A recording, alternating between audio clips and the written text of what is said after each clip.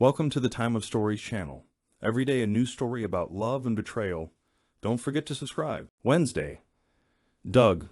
The doorbell ringing at 9:45 that Wednesday evening initiated the unraveling of my wife's deception, although she did not realize it yet. I answered the door to find myself facing a man and a woman dressed in reasonably normal business attire, although the clothing was somewhat out of style and obviously well worn. I immediately got the idea that these two were with the police. Not so much from their appearances, but from the fact that this was the week Frank and I had agreed upon to execute our campaign of payback. "Good evening, sir," said the woman. "Are you Mr. Douglas Franklin?" "Yeah, I am Doug Franklin. May I ask who you are and what this visit to my house at this time of evening, unannounced as well, I might add, is all about?" I had to play the ignorant fool, even though I had a good idea what was coming next. "Who is it, honey?" came the voice of Joyce, my wife, the lying, deceitful. Well, anyway, she had been really nervous all evening. More about her later. She was wiping her hands on a kitchen towel as she came into the front room into which the front doorway opened. "I don't know yet, sweetheart," I said, trying to keep the sarcasm out of my voice. As she came up beside me, she had a frown on her face. "Are you Mrs. Joyce Franklin?"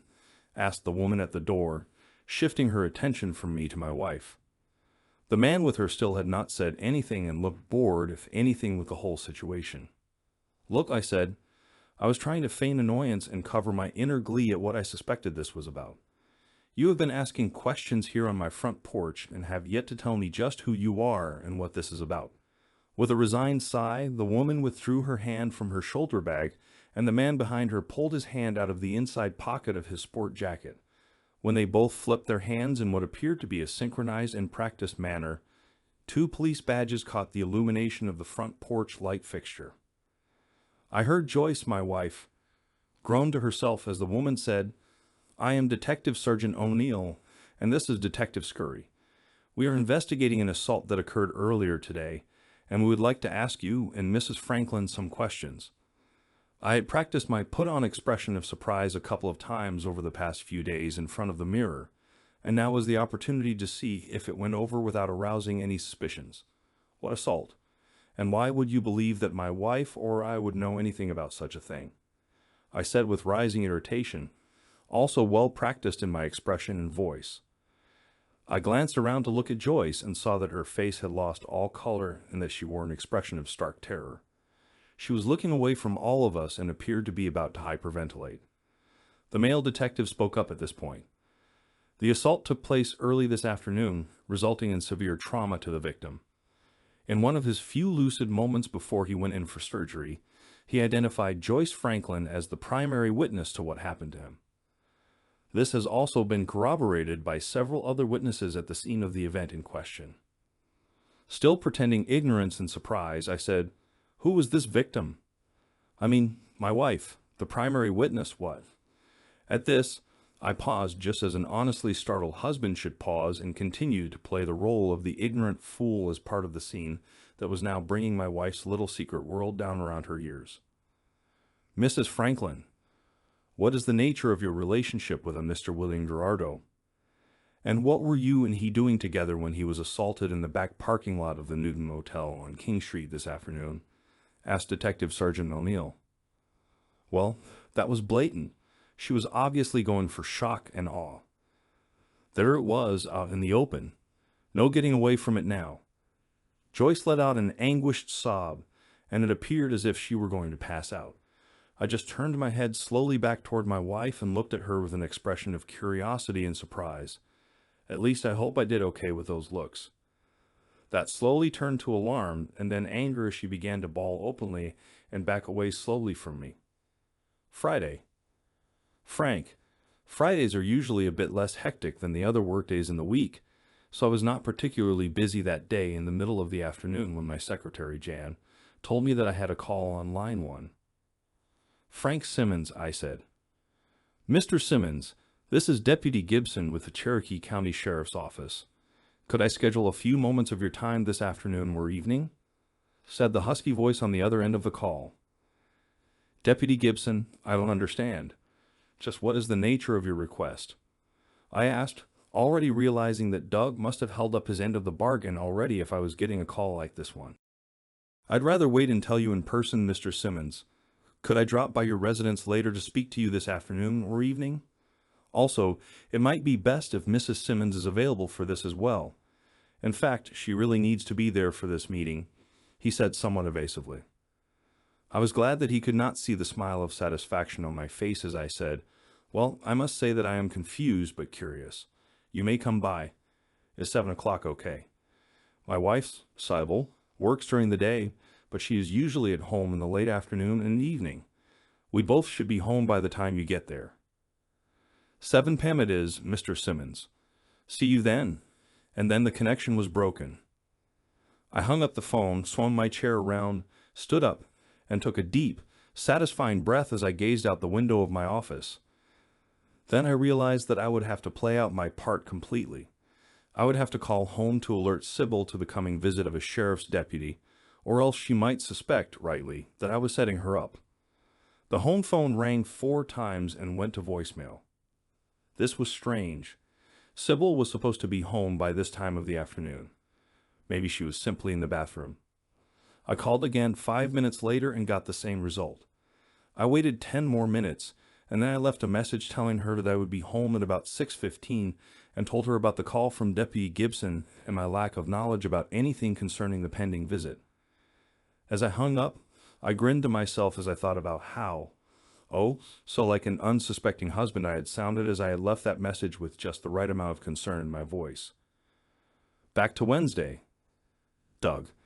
I had allowed the fury that had built up within me to be let out in the form of ranting and yelling at my cowering and crying bride. To ensure that I did nothing more than scream, I made sure to vent my feelings to the fullest, all while Detectives O'Neill and Scurry were still around to serve as protectors of Joyce and witnesses to my restraint in not getting physical with her. After I had finished my histrionics and had visibly calmed down, and after giving the detectives all the answers that I could provide, I had left the front room and gone upstairs. Since I had already pretty well decided what I was planning to pack to take with me, the hasty packing of clothes and toiletries was easy.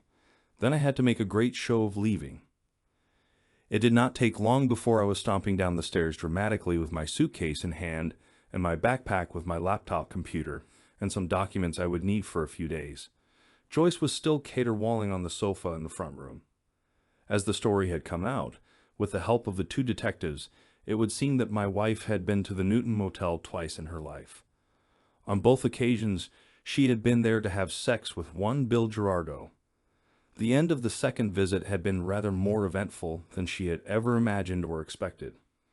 It would seem that after Gerardo and she had left the motel room today and had split up to go to their separate cars, a hooded man had appeared from behind a van parked next to Gerardo's Lexus, surprising Gerardo when he was turned toward his car. The unidentified man had carried a baseball bat in one hand and had not appeared to care that Joyce saw him. For the next few minutes, the hooded man had beaten Gerardo severely, badly bruising him, breaking his left arm and right leg, and paying special attention to Gerardo's groin area once the victim was on the ground. Following the beating, strangely, the assailant had not attempted to rob Gerardo. He had simply looked up at Joyce with the bat propped on his shoulder and had shaken his head at her. Joyce, for her part, had remained frozen in place and speechless with terror. After the hooded man had turned and run to the lot of the adjacent convenience store and had disappeared behind it, several people had begun to notice the wounded Gerardo, and 1 or 2 had come over to help.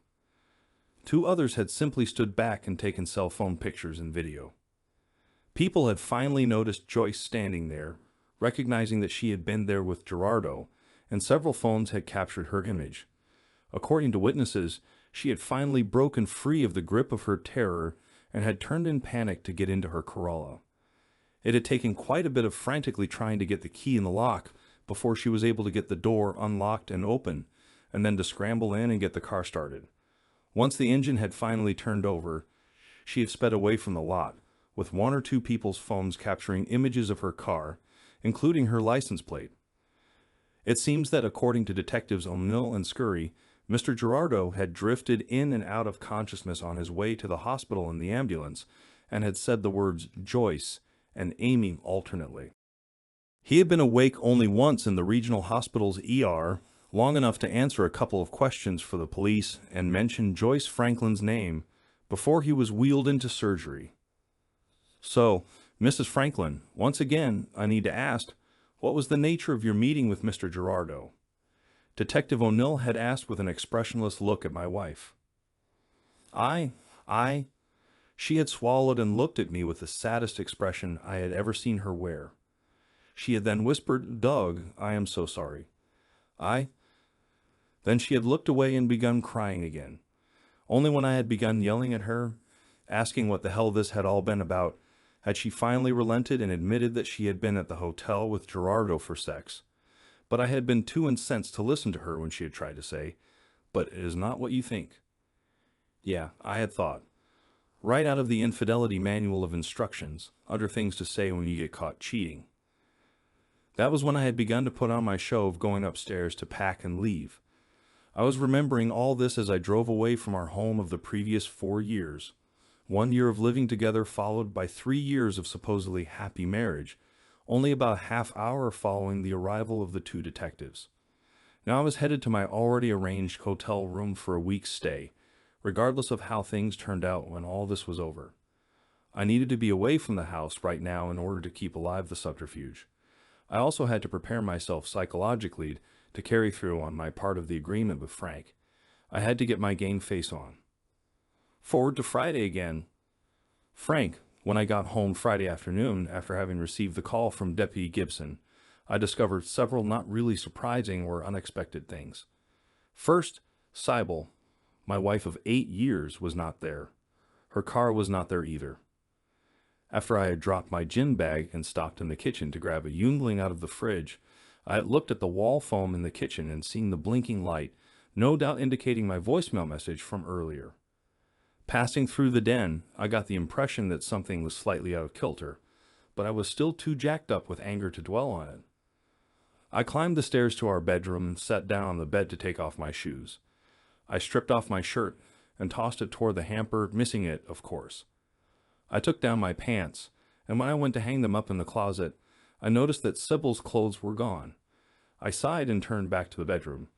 Looking in her dresser, I saw that all her underwear and stuff was gone too. When I got back downstairs after dressing in some slacks and a polo shirt, along with my moccasins and no socks, I then realized why the den had been different. Several knickknacks, pictures, and other items of Sybil's were missing. Ah well, good riddance, I guess. I should have been sad. After all, we had spent a quarter of our lives together, but I was still just too pissed at the time. And after all, I still had a part to play in front of Deputy Gibson when he got here in a little while. "Mr. Simmons," Deputy Gibson asked, "when did you find out about your wife's affair with Mr. Philip Avery?" "My wife's what? Affair? Avery?" I put on the well-practiced, confused, and surprised look. "You mean my wife is cheating on me?" "Who?" Then I gave a visible deep inhalation of breath, closed my eyes for a second, and did my best to appear to be trying to remain calm, although I was laughing my butt off inside. Finally, before you said anything just now, "Deputy, I had no idea that my wife was having an affair." Then I opened my eyes and looked at him, after having rubbed my eyes with the forefinger and thumb of my right hand, the forefinger and thumb that I had coated in Tabasco sauce right before the deputy had rung my doorbell. My eyes were now visibly red, and tears were forming when I addressed him. "I guess that her lover is this. What did you say his name was? Avery?" He nodded slightly. I whispered as I sat down heavily, "No, I had no idea." "May I speak to Mrs. Simmons, sir?" Gibson asked. "Maybe she can shed some light on our investigation." "Is she here? We will need her statement as well." I shook my head and tried to appear dazed. "She? When I got home, she was gone, along with all her things. I guess she has left me.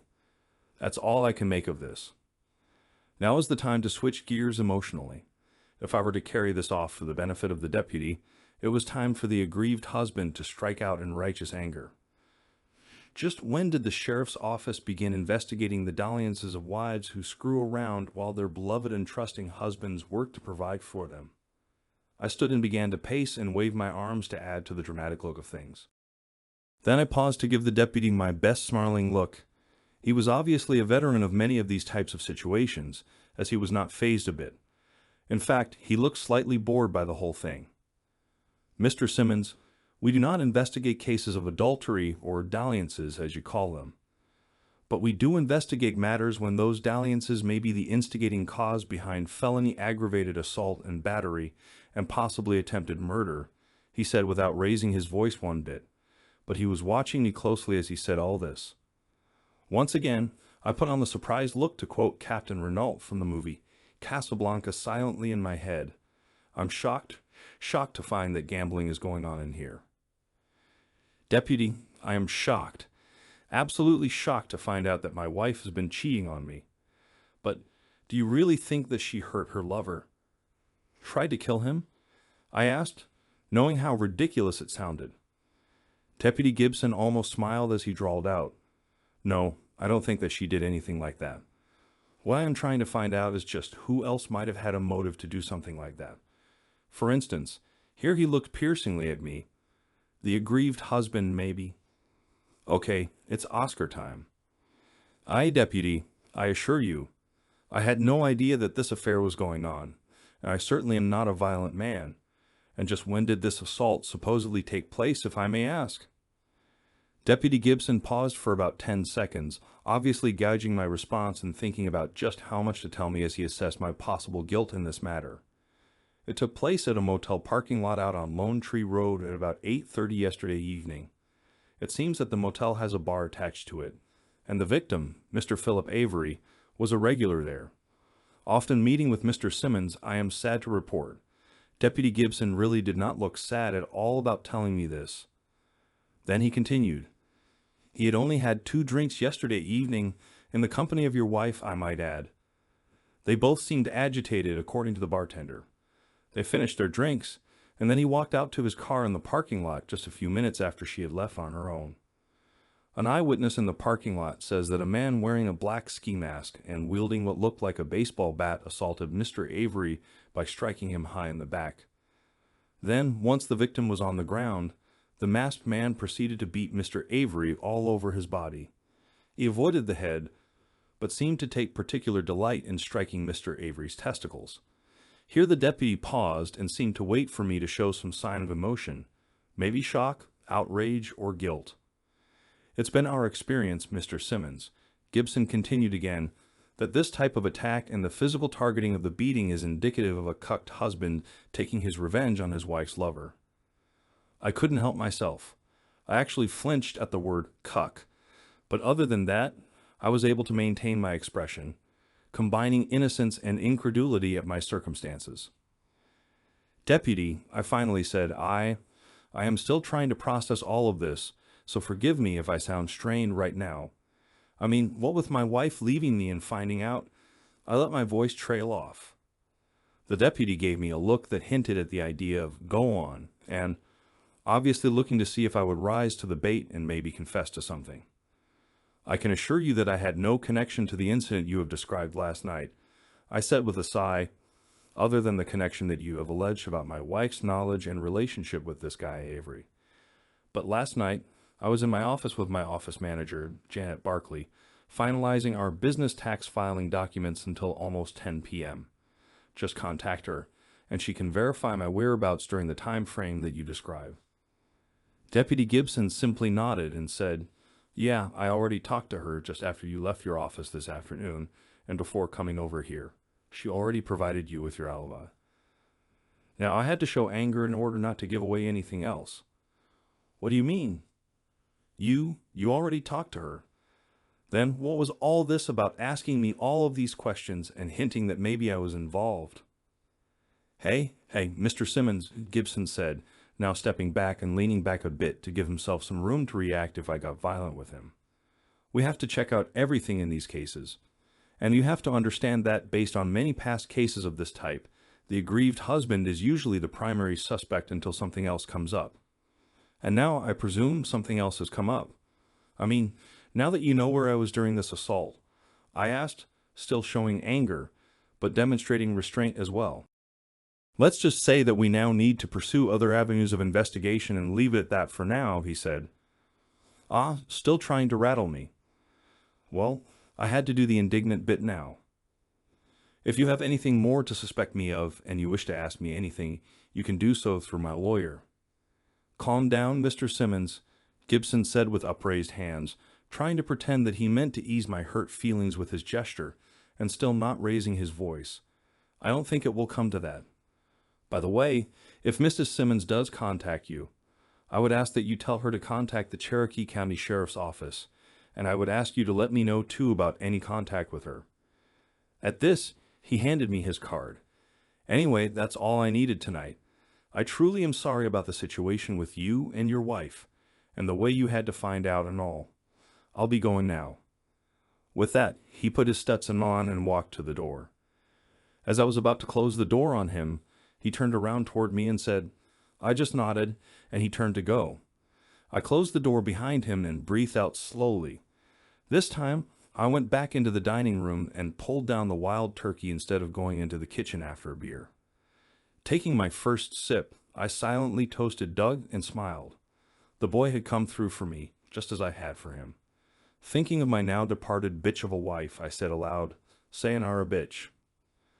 The next Wednesday, Frank, the swimsuit issue of Sports Illustrated did not seem to be a magazine that fit in with the tone that a divorce lawyer's office might seem to want to set. But hey, I'm a guy and I like to look, so I was thumbing through it as I sat, and awaited the start of my appointment. I had checked in with a receptionist at the domestic law office of Chantal Hawk, a divorce attorney well known for her ruthless pursuit of the well-being of her clients. Word was out that she especially hated cheating wives, and the message had spread loud and clear about her among the aggrieved married male population here in Woodstock and all around Cherokee County. Other attorneys, some judges, and even a few law enforcement types quaked in their boots when she was around. Or, sometimes, just when her name came up in conversation. It was now Wednesday of the week following the violent events that had surrounded the affair of my wife, and since she had pulled her disappearing act from my life. I had called to make this appointment and gotten it confirmed for today. And after getting my confirmation that my initial deposit to her account via my credit card had cleared, Ms. Hawk had emailed me with a list of steps that I needed to take immediately to protect my assets and myself. If you have read any of the cheat stories on the internet, then you know about closing any joint accounts, canceling credit cards, dividing savings and checking accounts, changing insurance and retirement account beneficiaries, all the hateful and financially devastating things that must be done during the lead up to a divorce. During all of this, I had also called Doug. He needed to know about my appointment, specifically the timing. I had deliberately arrived about half an hour early for the appointment, so that we could do our own little dance of deception. As I thumbed through the magazine, looking at the babes in their swimsuits, I became aware of another person entering the office and approaching the receptionist. Excuse me, but I may be in need of a good divorce lawyer, said a male voice, one that I knew already, but I had to pretend that I did not. I had to force myself not to look around. Of course, sir, answered the receptionist. And just how did you hear about Miss Hawk? And on the questions went. She was doing her bit to verify the effectiveness of Chantal Hawk's marketing and advertising scheme while she began to gather the prospective client's initial information. After about 3 or 4 minutes of this, the receptionist told the guy, if you would just fill out these forms for us, we can see about getting you an appointment with Ms. Hawk. She's booked up today and tomorrow, unfortunately, but we shall see what we can do about getting you in to see her on Friday. With obvious sadness and hesitation in his voice, the guy said, Oh, okay, pause. You have a restroom I might use. Sure, she said to him. It's in the main hallway of this office complex.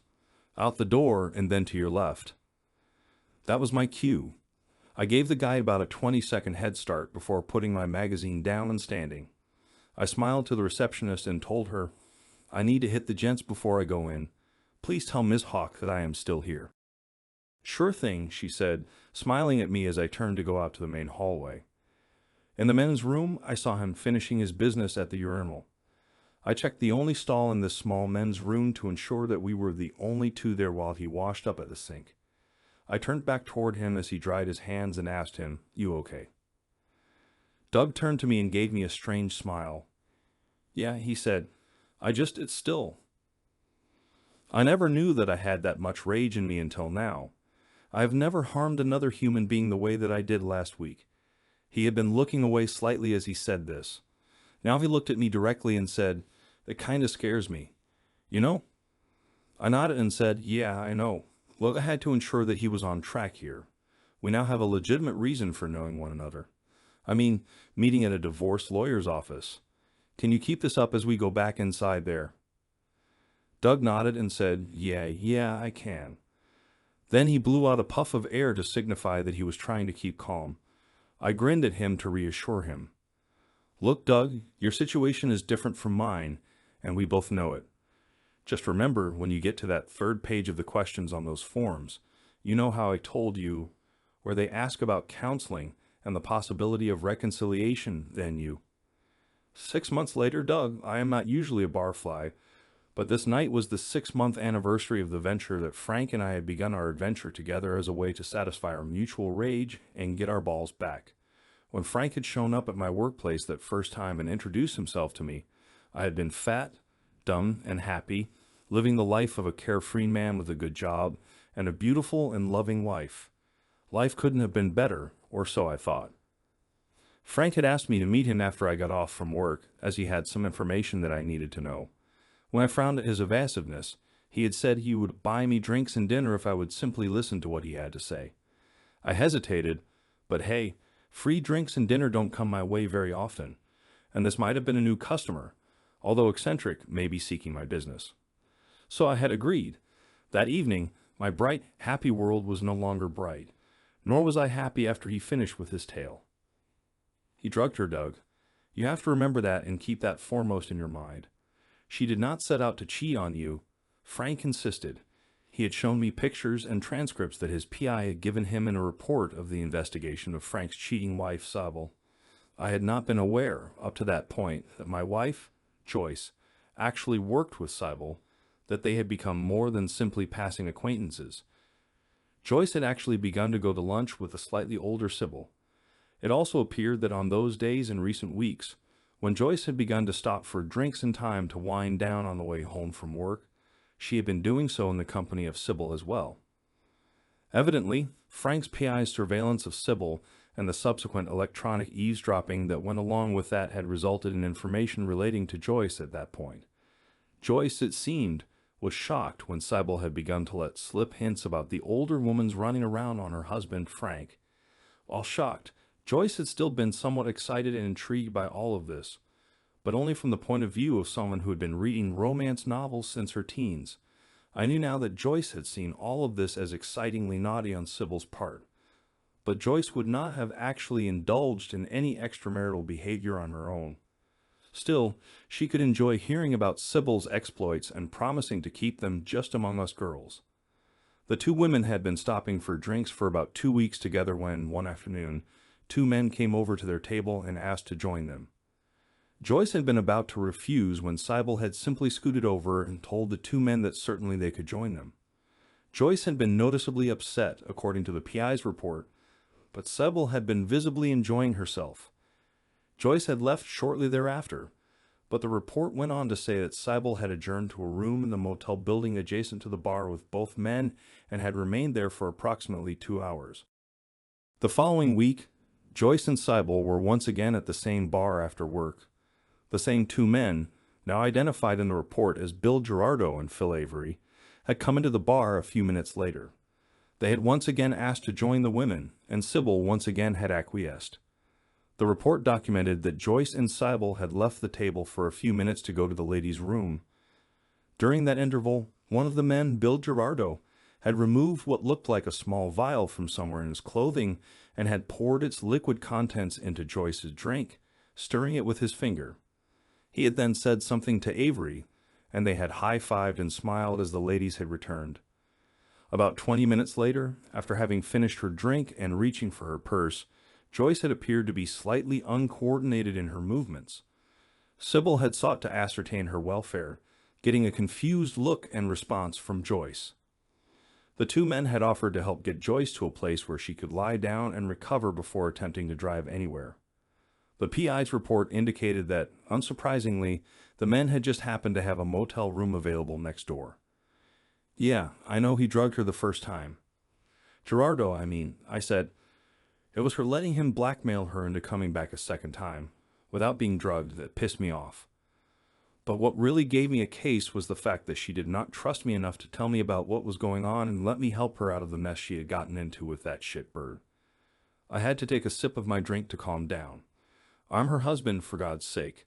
She is supposed to trust me enough to let me defend her, to take care of her. What kind of a man does that make me if I can't protect my own wife, if she doesn't even trust me enough to let me? We remained quiet for a moment as we each looked at our drinks on the bar before us. You and Joyce still working things out. Despite all of that? Frank asked me. He was nursing wild turkey meat, while I was enjoying an arrogant prick ale. Yeah, I'm still pissed at her a little bit, though, I said as I took another pull on the larger-than-usual bottle, but I'll get over it soon. I got her into assault trauma counseling right after things came out in the open, and the outfit that handles her counseling also does couples marriage counseling. So we have been doing that as well for the past 10 weeks. Doug, you know that Cybele was deep into it with those two jokers. She probably was the one who had suggested using date-rape drugs on your wife. Frank said to me, still trying to offer support.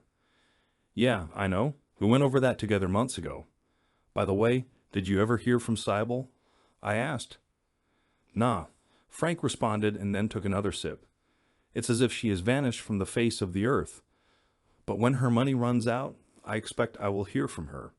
Or maybe from a lawyer acting on her behalf. Meanwhile, I still have that divorce paperwork that I started with Chantal Hawk.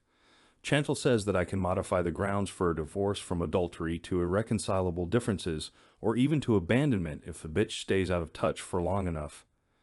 No skin off my nose either way. Frank was obviously still carrying a lot of anger around with him. Frank would never admit, and I wasn't going to be the one to tell him, that he could only be that angry if he still carried around some quantity of love for his ex despite her cheating ways. Yeah, I had picked up a couple of tidbits of knowledge about that kind of thing during the counseling sessions. Well, I said with a grin, at least you got the formal separation paperwork in, so that you are legally free to lower your white count if you need to without getting a countersuit for adultery. Frank grinned back at me and lifted his glass in my direction. You got that right. Then he took another sip and looked off into space for a couple of seconds. Let me ask you, Frank went on, are you and Joyce finally back to doing, the deed? I smiled and simply nodded. I was not going to go into details about our sex life, after all this had come out in the open.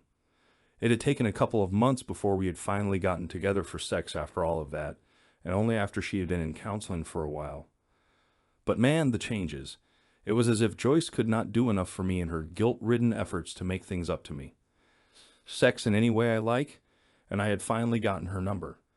It turns out that the son of a bitch, Gerardo, had been the first one to the summit, so to speak, on that one, but I was taking advantage of it now. I just had to make sure that I did not overdo it. Movement behind us, along with the clearing of a throat, made us turn away from the bar together.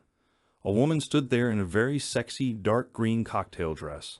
It showed off quite a bit of her ample cleavage and revealed quite a bit of thigh due to the slit up one side. Frank and I both were speechless as we gazed at this vision of, what is that British term? Oh yeah, sex on legs. So, she said, you two do know each other, it seems. Something clicked, a stirring of recognition. Then it hit me, Surgeon O'Neill, as I live and breathe. Wow, I never suspected that a policewoman would look as nice as you do off duty. I was trying to keep my tongue from doing two things, letting it run away with itself and giving away what Frank and I had done together, or hanging out in an obvious display of lust at this vision standing before us. Actually, it's Lieutenant O'Neill now, but that is just the name I go by professionally. When I am out with my husband, I am simply Mrs. Gibson, she said, just as a well-built and well-dressed man stepped over to join her. I did not recognize him, but I detected that Frank suddenly stiffened. Hello, Mr. Simmons, the man said. I see my wife introduced herself to you. Then he looked at me and stuck out his hand. Jeff Gibson, was all he said as I took his hand and shook it. He had a purposeful, but not overly aggressive grip. Frank cleared his throat and said, "This is the Deputy Sheriff Gibson I was telling you about, who investigated the case involving my soon-to-be ex-wife a few months ago." I raised my eyebrows and did not say anything to that. "And I investigated the case involving Mr. Franklin and his wife for the Woodstock PD right about the same time," said Lieutenant O'Neill. "Well, Mrs. Deputy Gibson, I guess." She looked slightly amused as her gaze went to Frank's face and back to mine. I was working very hard to keep my expression neutral. Frank interjected, "Since we discovered that our wives knew each other and had been, involved with the men involved in those incidents that happened at that time, we stayed in touch. Now, we meet once in a while to share the misery, so to speak. Except, I took up the case, trying not to let this drag out. Frank's wife simply ran off and disappeared. My wife and I are trying to patch things up and move on." Lieutenant O'Neill smiled thinly at me and said, "And the missus and I are trying to fix things.